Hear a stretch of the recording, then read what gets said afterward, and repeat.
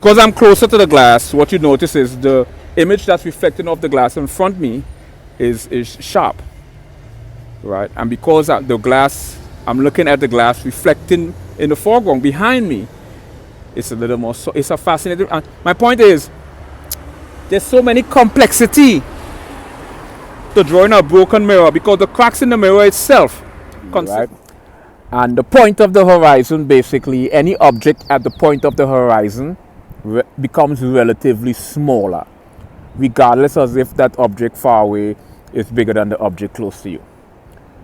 So the closer the horizon is, the smaller the object becomes, and it becomes more soft.